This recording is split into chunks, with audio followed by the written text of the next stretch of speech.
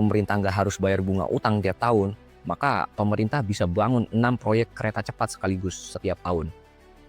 Tentang konsentrasi kekuatan.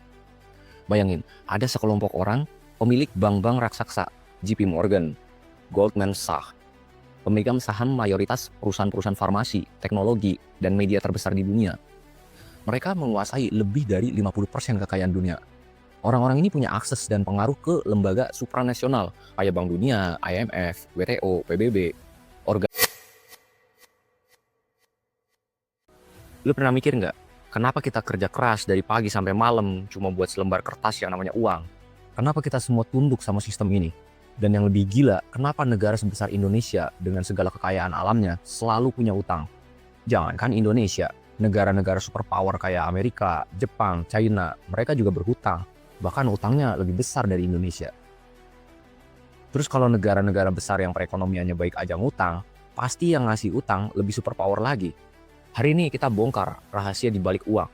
Bukan cuma soal rupiah atau dolar, tapi tentang mekanisme yang bikin uang ini jadi pengendali tertinggi di dunia.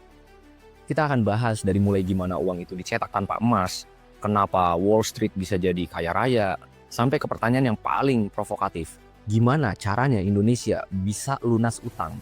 Sebetulnya bisa aja Indonesia lunasin utang dalam 1 hari. Dan yang paling penting, apakah benar ada entitas di atas negara yang mengontrol semua ini? Oke, kita mulai dari fundamental. Gimana uang bekerja? Sering kita kira uang itu netral, padahal uang adalah utang. Dulu uang di backup sama emas, gold standard. Jadi setiap dolar yang dicetak, ada emasnya di berangkas. Terus di tahun 1971, Presiden Nixon bilang, udah gak usah pakai emas lagi. Nah, ini namanya sistem fiduciary money atau fiat money. Artinya gimana? Artinya, uang yang sekarang kita gunakan nilainya cuma berdasarkan kepercayaan lu dan gua sama pemerintah dan bank sentral. Pemerintah nyetak uang bukan karena ada emas baru, tapi karena ada kebutuhan utang baru.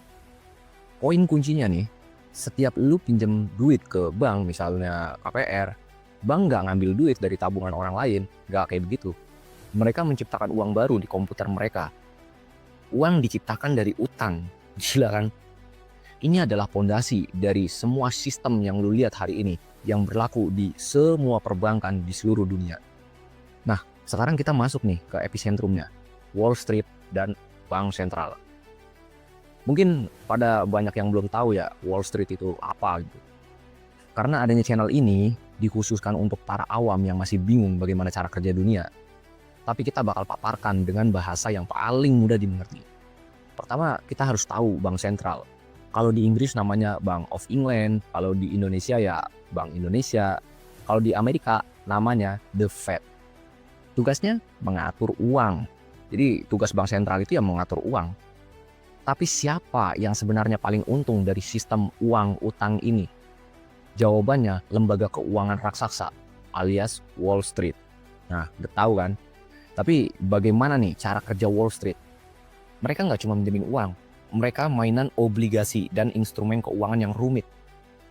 Jadi Wall Street ini bisa beli utang negara atau obligasi dan utang itu dianggap aset buat mereka. Mereka mengeksploitasi sistem uang yang nggak di backup emas ini selama bertahun-tahun. Jadi misalnya kayak Indonesia nih butuh uang gitu. Nah, Indonesia mengeluarkan surat utang negara yang nantinya surat utang ini itu dibeli sama Wall Street pakai dolar. Mereka bisa bikin skema investasi seolah-olah solid gitu. Padahal cuma gelembung kepercayaan. Dan pas gelembungnya pecah kayak krisis 2008, siapa coba yang diselamatin? Ya mereka lagi. Kenapa? Karena mereka terlalu besar untuk dibiarkan bangkrut. Masalahnya kalau mereka ambruk, sistem globalnya ikut ambruk juga nih, sistem keuangannya ikut ambruk juga. Jadi Wall Street itu nggak cuma nyetak uang secara harfiah melalui perbankan komersial, tapi mereka juga mengendalikan aliran kepercayaannya. Jadi mau menggantikan Tuhan di dunia. Kelihatannya kita ngerti banget ya soal uang ya. Tapi ternyata setelah tahu cara kerja mereka, kok kayaknya kita ngerasa dibodohin. Jangan salahkan pemerintah, jangan salahkan ekonom. Karena memang sistemnya begitu. Dan itu telah diajarkan di semua sekolah di seluruh dunia. Sekarang kita pindah ke skala negara. Kenapa banyak negara termasuk Indonesia pinjam duit ke lembaga kayak Bank Dunia dan IMF? Ini bukan cuma soal butuh modal, ini adalah geopolitik utang. Negara-negara ini kasih pinjaman tapi nggak gratis. Mereka kasih syarat-syarat restrukturisasi ekonomi. Misalnya minta negara peminjam, privatisasi BUMN, jual aset penting ke swasta, seringnya investor asing. Terus juga suruh ngurangin subsidi, BBM, listrik, dan lain-lain. Nah yang ketiga nih biasanya sering banget terjadi, suruh ngebuka pasar bebas. Jadi itu mereka udah ngasih utang pakai modal dengkul, terus juga ngatur-ngatur negara berkedok resep jitu gitulah. Ceritanya sekedar saran biar perekonomian di negara itu membaik. Ngerti kan sekarang, utang ini bukan cuma sekedar angka. Utang adalah alat kontrol yang memaksa negara-negara berkembang untuk mengikuti agenda ekonomi global. Negara jadi nggak punya otonomi penuh atas kebijakannya sendiri. Mereka harus tunduk pada resep yang dibuat di Washington atau New York. Nah, sekarang kita fokus nih ke kitanya nih. Sampai di pertanyaan krusial, gimana caranya Indonesia bisa lunasi utang dalam 1 hari? Perlu gue tegaskan, ini adalah konsep teoritis, bukan kebijakan yang bakalan terjadi besok. Utang Indonesia emang besar, tapi aset Indonesia jauh lebih besar. Jadi skenario pertama, nasionalisasi sumber daya alam. Kalau kita hitung nilai cadangan emas, nikel, batu bara, sama mineral-mineral langka yang ada di perut bumi Indonesia, lalu kita nasionalisasi total bukan dikelola konsesi asing, nilainya bisa triliunan dolar, jauh melebihi utang. Kalau semua aset itu dihitung sebagai agunan atau dilepas ke pasar dengan nilai penuh negara, utang bisa lunas dalam sekejap, tapi itu buruk. Skenario keduanya, kedaulatan uang alias nyetak duit sendiri. Ini yang paling radikal, karena kita tahu uang adalah utang. Secara teori, pemerintah bisa aja mencetak uang sendiri tanpa berhutang keluar. Duit ini nantinya dipakai untuk bayar utang yang jatuh tempo. Caranya persis banget seperti yang dilakukan sama Wall Street, financial engineering. Untuk melunasi utang Indonesia sebesar 9.000 triliun, dibutuhkan konspirasi atau kerjasama yang baik antara 3 lembaga tinggi negara, Presiden, Gubernur, BI, dan DPR.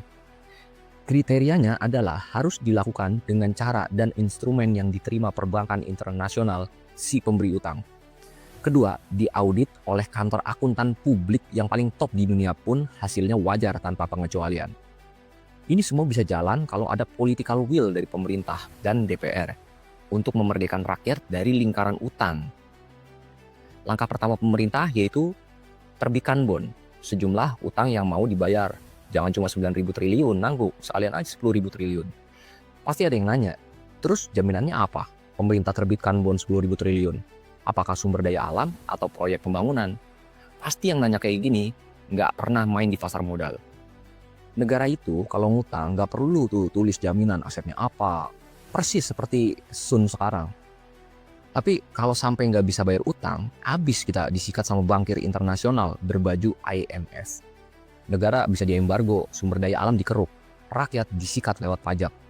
Itulah konsekuensi yang harus diterima akibat berhutang pada instrumen keuangan yang namanya bond atau surat utang negara, SUN. Selanjutnya, bond atau surat utang itu dibeli sama aktor kedua, yaitu BI, Bank Indonesia. Pasti banyak orang yang protes, mana mau BI-nya? Makanya kuncinya adalah harus ada political will. Kalau pemerintah dan DPR-nya mau, BI bisa aja diatur lewat regulasi.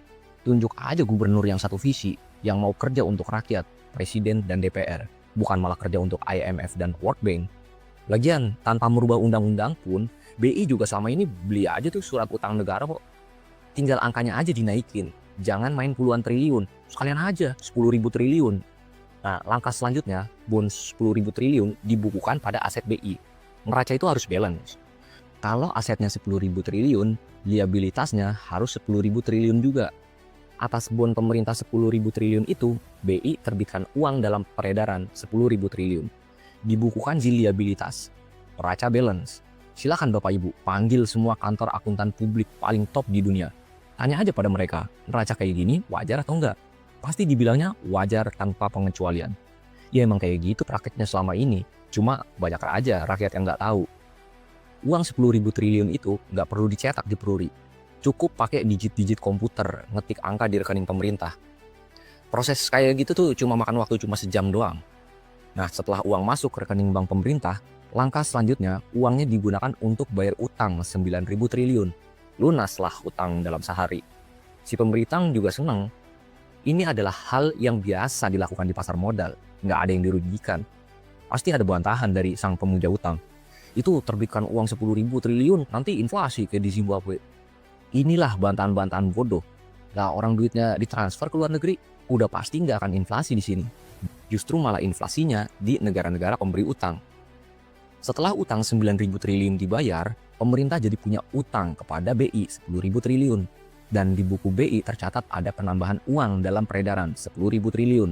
Padahal duitnya udah nggak ada di Indonesia, udah ditransfer ke luar negeri buat bayar utang. Disinilah peran aktor yang ketiga, yaitu DPR. Presiden dan DPR tinggal hapus utang pemerintah pada BI 10.000 triliun, sekaligus hapus uang dalam peredaran 10.000 triliun. Karena emang duitnya nggak pernah beredar di Indonesia. Kesimpulannya, pemerintah nggak perlu pusing mikirin nambah utang tiap tahun buat bayar bunga utang. Dan yang paling penting, rakyat nggak dibebani pajak.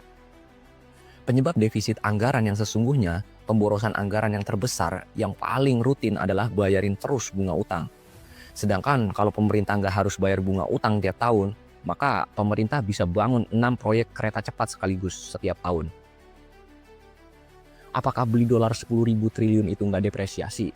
Nah ini nih, baru pertanyaan yang mantep. Ya pasti bakal depresiasi kalau beli dolarnya lama.